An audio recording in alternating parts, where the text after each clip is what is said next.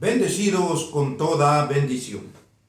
Sean bienvenidos a una predicación más del Ministerio Internacional del Dios Vivo.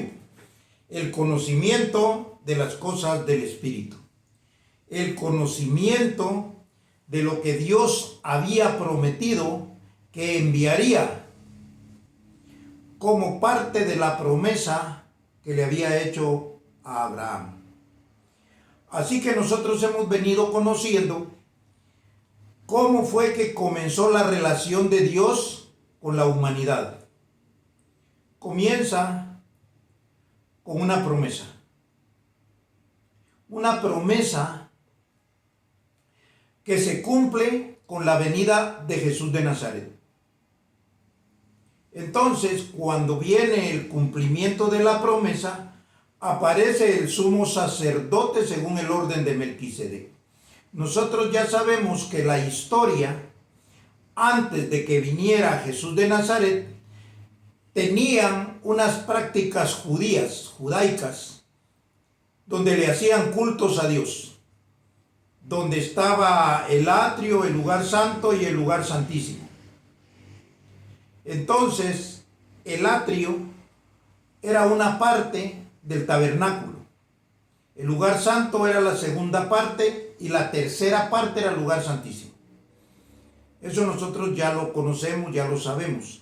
Cuando viene Jesús de Nazaret, entonces aparece el sumo sacerdote según el orden de Melquisedec.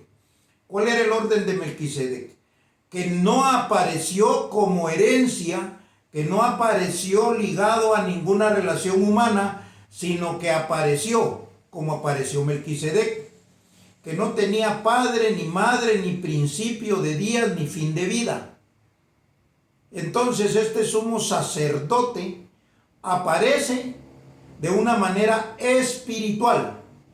Jesús de Nazaret era un hombre común y corriente, nacido de mujer y nacido bajo la ley, dice Gálatas 4:4. Entonces, nosotros vemos que Jesús de Nazaret tenía adentro de su mente a Cristo, que era el sumo sacerdote.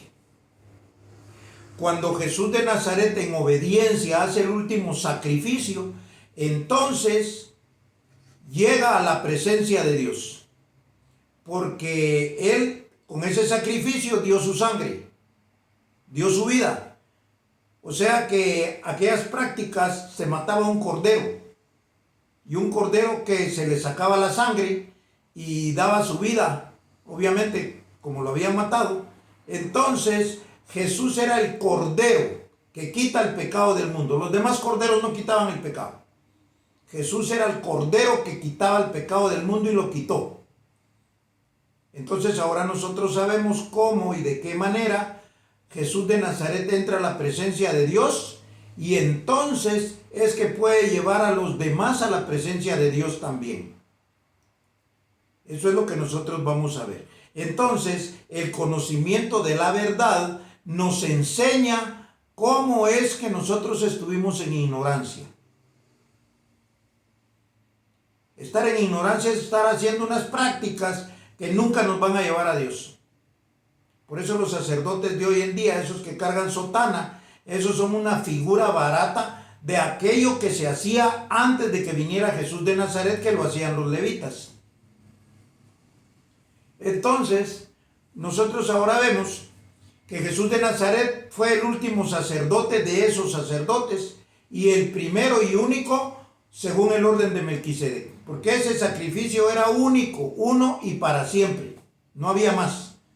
Después de ese sacrificio todos pueden llegar a la presencia de Dios, porque esa era la labor de un sacerdote.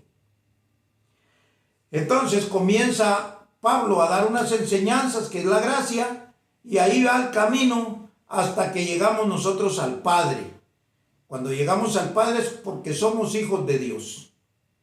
Eso nos da a nosotros la certeza de que ya llegamos a la presencia de Dios. Y esto tiene un camino, lo vamos a ver. Y lo vamos a ver de qué forma, porque es una forma espiritual. Entonces, vamos a comenzar en Juan 1, versos 17 y 18. Dice así: pues la ley por medio de Moisés fue dada, pero la gracia y la verdad vinieron por medio de Jesucristo. Quiere decir que eso es lo que yo le acabo de explicar.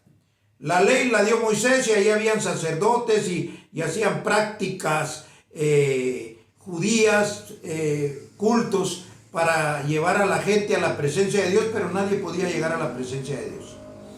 Entonces aparece Jesús y Él dio la gracia y la verdad. La gracia y la verdad ya era el camino para llegar al Padre. Pero ya en el Padre viene el verso 18. A Dios nadie le vio jamás, el unigénito Hijo que está en el seno del Padre, Él le ha dado a conocer. Venía Moisés, venía Jesús de Nazaret como el Salvador, como el Cristo, y ahora viene un Hijo, que es el que le da la enseñanza para usted poder conocer al Padre. Dice que a Dios nadie le vio jamás.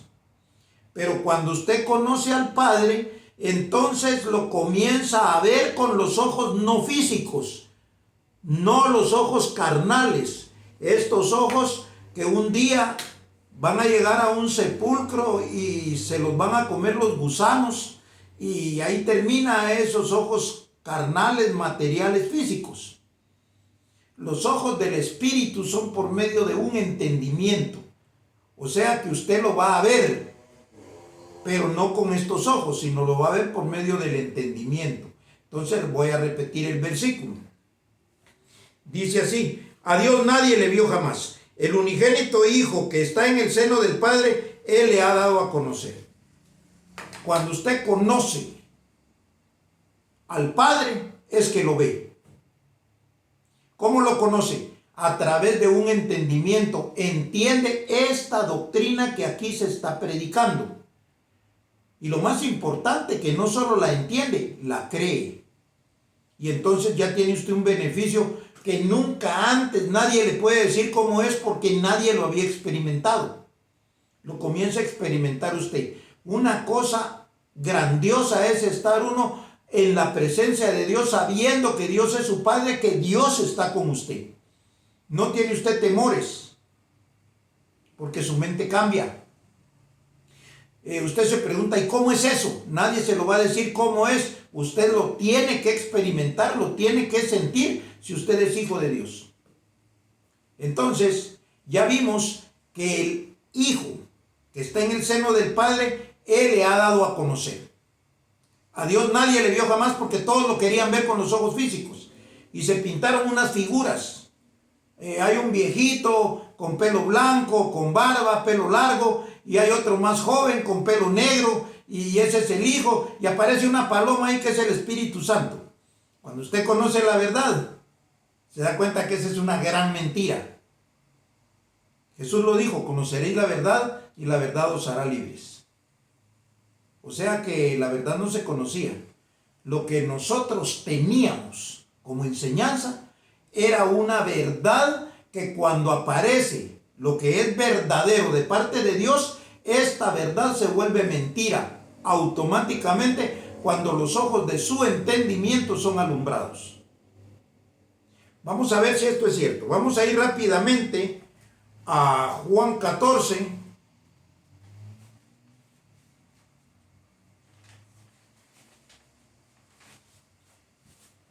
Del 1 al 10. Fíjese bien cómo es que usted va a conocer a Dios. Dice: no se turbe vuestro corazón, creéis en Dios, creed también en mí. En la casa de mi Padre muchas moradas hay. Si así no fuera, yo os lo hubiera dicho. Voy pues a preparar lugar para vosotros.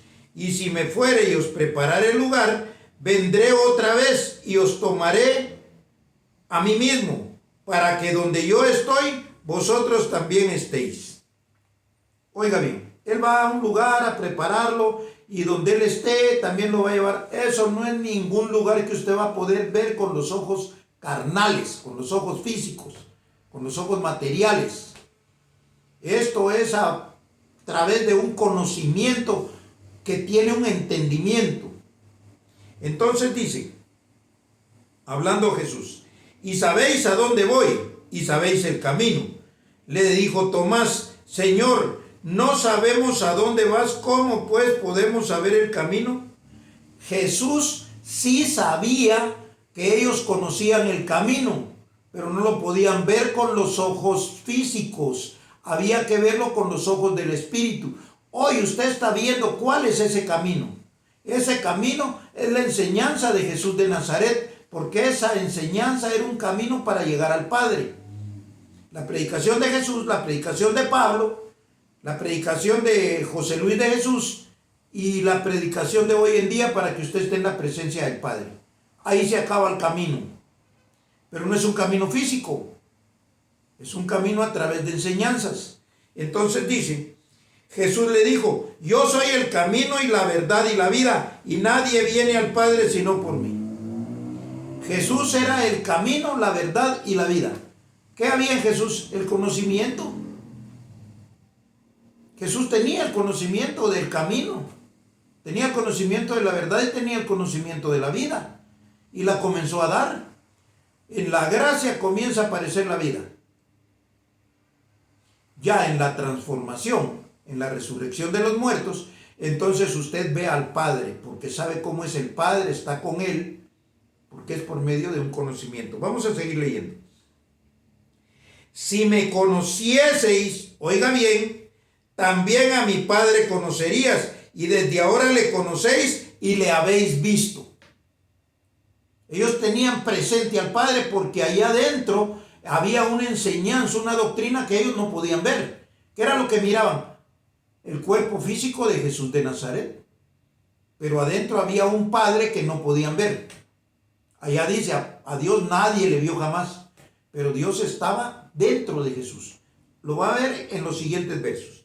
Entonces dice, si me conocieseis, también a mi Padre conocerías, y desde ahora le conocéis y le habéis visto. Felipe le dijo, muéstranos al Padre y nos basta. Jesús le dijo, tanto tiempo hace que estoy con vosotros y no me has conocido, Felipe. El que me ha visto a mí, ha visto al Padre. Ahora entiende perfectamente esto. Hablo con los ya escogidos. ¿Por qué? Porque por un gran respeto hay gente que por primera vez se mete a escuchar, oye esta enseñanza y no ha comprendido lo que ya en otras enseñanzas anteriores hemos venido explicando con mucha paciencia. Entonces, Jesús era el Padre porque adentro estaba esa sabiduría. Entonces, vamos a seguir leyendo. El que me ha visto a mí, ha visto al Padre. ¿Cómo pues dices tú, muéstranos al Padre? Verso 10. ¿No crees que yo soy en el Padre y el Padre en mí? Las palabras que yo hablo, no las hablo por mi propia cuenta, sino que el Padre que mora en mí, Él hace las obras. ¿Dónde estaba el Padre? En mí, dijo Jesús, en su mente. Ahora sí vemos claro qué es el Padre, qué es Dios. Una sabiduría, es un espíritu, por eso nadie lo puede ver con los ojos físicos. Solo se puede conocer por medio del entendimiento. Entonces ahí usted ha visto al Padre. Por eso Jesús dijo, quien me ha visto a mí, ha visto al Padre. No es difícil. Bueno, entonces nosotros sabemos que venía una forma de llegar a la presencia del Padre. Jesús lo dijo aquí, yo soy el camino. Nadie viene al Padre sino por mí. Quiere decir que ninguna religión lo puede llevar a usted al Padre. Tiene que ser por medio de un entendimiento para conocer a Dios y estar ahí. Ya le dije yo que los sacerdotes que estuvieron 2000 años antes de Jesús, o que estuvieron antes de hace 2000 años que vino Jesús, más claro, entonces ellos no podían llevar a nadie a la presencia de Dios. Si pudieran, ¿para qué venía Jesús? Jesús, el sumo sacerdote, lleva a la presencia del Padre a todo aquel que en él cree. Sencillo, es por fe, es por creer. Oiga bien lo que le voy a leer. Vamos a Romanos 10, del 3 al 5.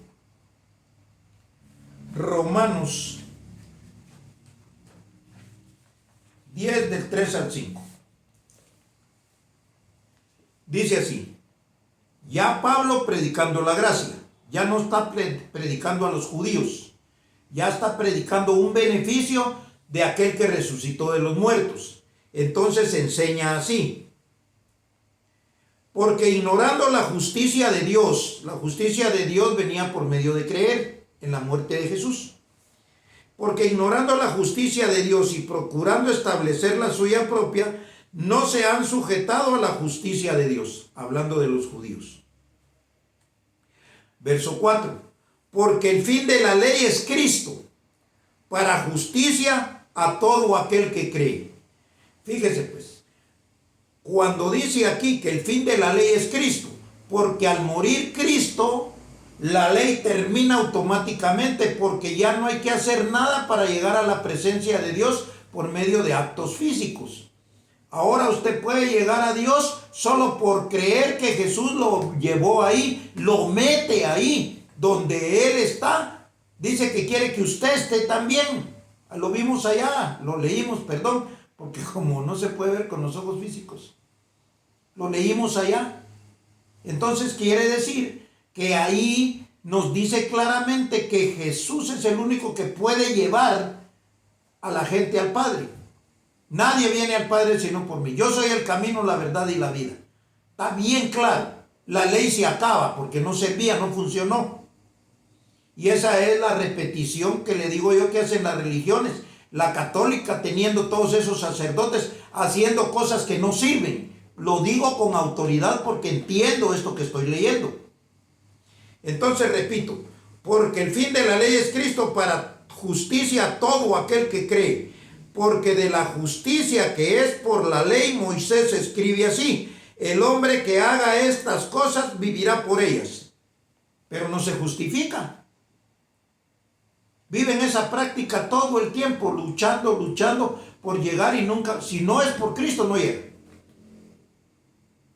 Entonces, ¿qué tiene que hacer? Parar esas prácticas, dejar de ir a oír a esa gente mentirosa, porque ahora ya conoce usted cuál es la mentira.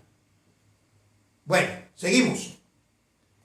Porque de la justicia que es por la ley, Moisés escribe así: el hombre que haga estas cosas vivirá por ellas. Entonces eso no servía.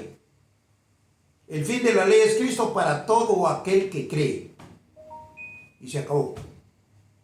Ahora bien, vamos a ver nosotros lo que es entender cuál es el beneficio de Dios si uno comienza a creer. Para eso vamos a ir a Romanos 4 del 1 al 8. Y aquí está bien claro. Lo leyó José Luis de Jesús, pero él no tenía el entendimiento que hoy usted está conociendo. Entonces, ahora va a entender claro lo que yo le voy a leer, porque aparte de que se lo leo, se lo explico. Y dice así: ¿qué pues diremos? ¿Qué halló Abraham nuestro padre según la carne? Nada. Porque si Abraham fue justificado por las obras, tiene de qué gloriarse, pero no para con Dios.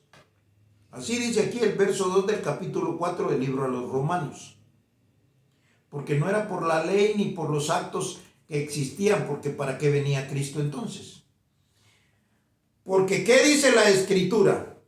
Creyó Abraham a Dios y le fue contado por justicia. ¿Qué fue lo que hizo Abraham para ser justo? Solo creerle a Dios. Él le creyó a Dios y hizo todo lo que Dios le dijo. Hizo un tabernáculo, comenzó a adorarle ahí y todo. Ya después lo perfeccionaron los levitas, que eran los hijos de Isaac, que Abraham era abuelo de Leví, que de ahí vienen los levitas. Entonces, esto es historia. Porque ¿qué dice la Escritura? Creyó Abraham a Dios y le fue contado por justicia. Pero al que obra, no se le cuenta el salario como gracia, sino como deuda. Mas al que no obra, sino cree en aquel que justifica al impío, su fe le es contada por justicia. Ahora entiende bien claro esto. No hay que hacer obras, es solo creer que Jesús es el sumo sacerdote que entró Pero para eso tiene que entender esto. ¿Por qué? Porque ya lo contaminó la religión. Ya lo tiene bien embaucado, ya lo tiene bien embrujado. Así dice Pablo, ¿quién os embrujó para no obedecer a la verdad? A ustedes ante cuyos ojos ya Jesucristo les fue presentado como crucificado. Al crucificarse Jesucristo se acabó la ley. Eso dice Pablo. Pero están embrujados, están embaucados, están encerrados ahí. Así lo dice allá en los profetas, que hay que liberar a los cautivos, a los que están encerrados, pero no están en una cárcel física. Usted mira a toda esa gente cargando, usted mira a toda esa gente llorando, anhelando. Eso se acaba cuando usted cree en Jesucristo, en el sacrificio. Sigo leyendo.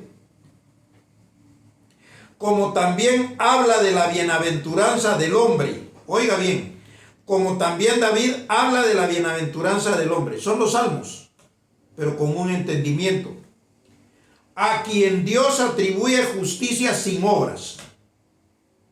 Esa es una bienaventuranza, que Dios le da justicia sin obras. Y eso es lo que usted logra tener aquí. Oiga bien, diciendo, bienaventurados aquellos cuyas iniquidades son perdonadas y cuyos pecados son cubiertos. Bienaventurado el varón a quien el Señor no inculpa de pecado. ¿Qué es lo que está haciendo esta doctrina en su mente? Bienaventurándolo. Porque aquí se le dice que usted no es pecador. Aquí se le dice que usted es justificado por creer en ese sacrificio que hizo el sumo sacerdote hace 2000 años, que era dar su sangre en esa cruz y morir para que usted dejara de ser pecador. Si usted sigue siendo pecador, para usted Jesucristo es falso.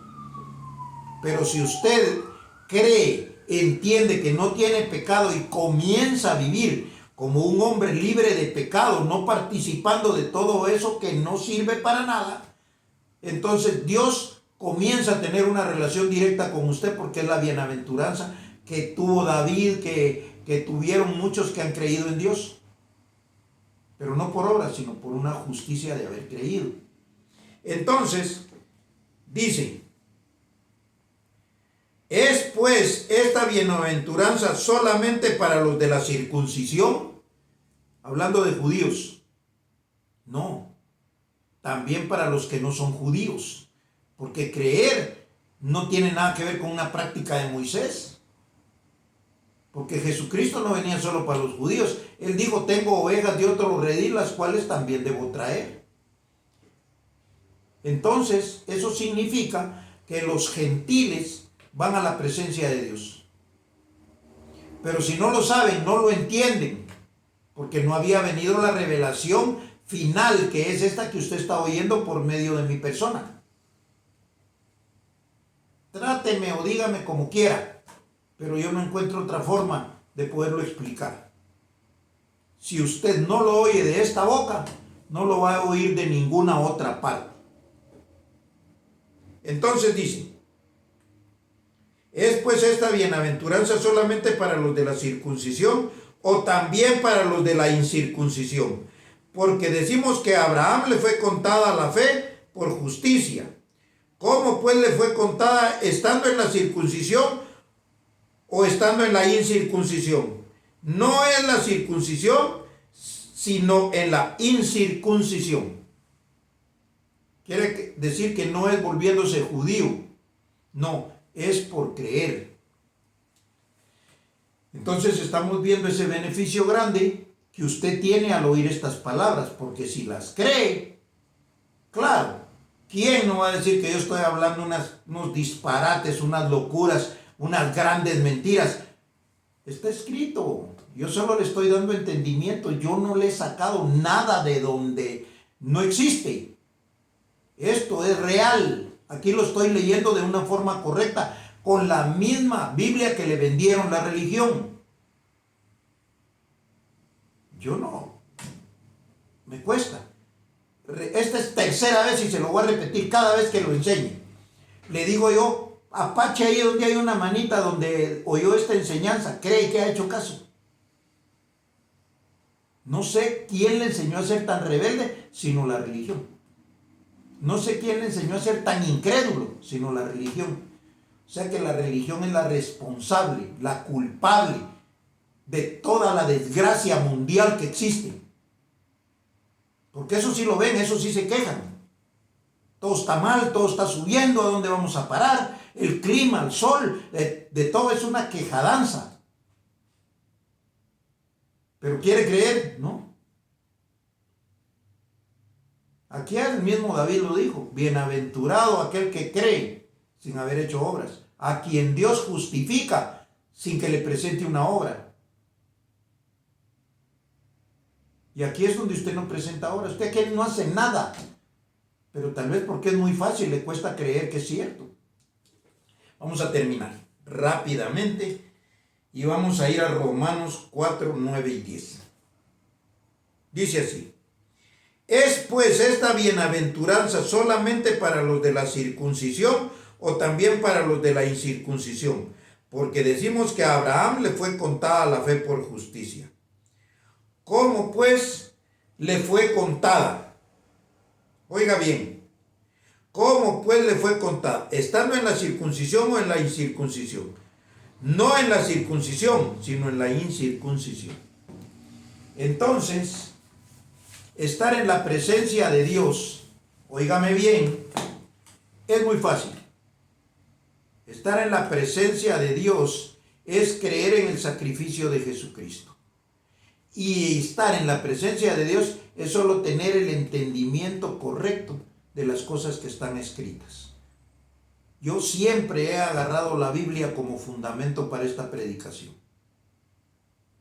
Y esto me lo dijo José Luis de Jesús una vez.